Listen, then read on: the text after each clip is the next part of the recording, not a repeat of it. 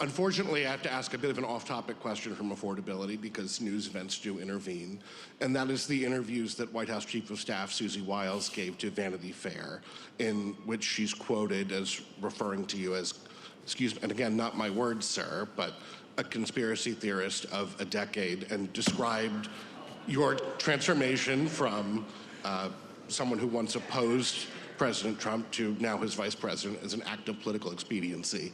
And I'd like to give you the chance to respond to that, sir.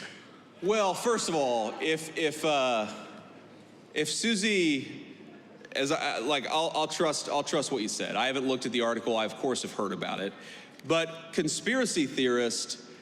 Sometimes I am a conspiracy theorist, but I only believe in the conspiracy theories that are true. Yeah.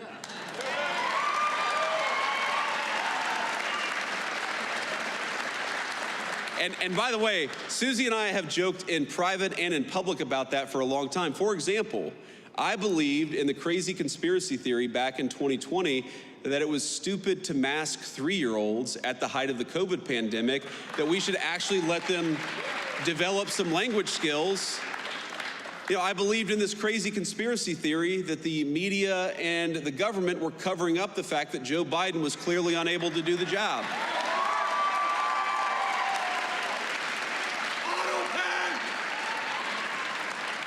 And I believed in the conspiracy theory that Joe Biden was trying to throw his political opponents in jail rather than win an argument against his political opponents. So,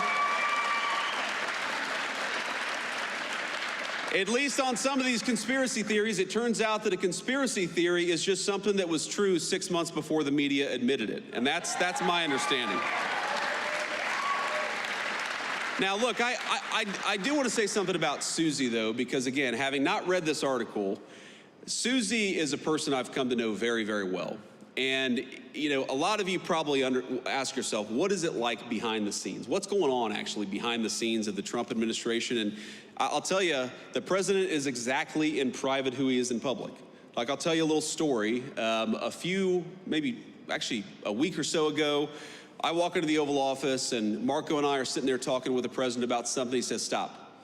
And he looks at our shoes and says, you guys have terrible shoes. So he goes and gets a shoe catalog, and remember, this is the Christmas season, so the president's got some holiday cheer. He goes and gets a shoe catalog and gets his favorite shoes and orders like 4 pairs of shoes for me and 4 pairs of shoes for Marco, because he's like, you know, we need our vice president or secretary of state to look their very best. And, you know, then we went back to talking about whatever major, you know, international issue we were talking about. Again, he is exactly in private who he is in public. That's not true of most people in Washington, D.C.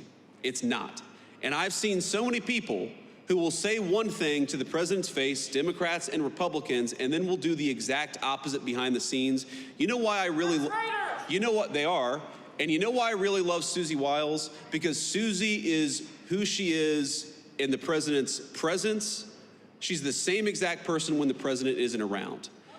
I've never seen Susie Wiles say something to the president and then go and counteract him or subvert his will behind the scenes. And that's what you want in a staffer. Because as much as I love Susie, the American people didn't elect any staffer.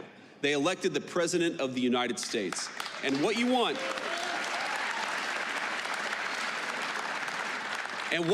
in a staffer is a person who understands they are there to effectuate the will of the American people, and they're there to follow the orders of the duly elected Commander-in-Chief of the United States. And Susie Wiles, we have our disagreements. We agree on much more than we disagree, but I've never seen her be disloyal to the President of the United States, and that makes her the best White House Chief of Staff that I think the President could ask for.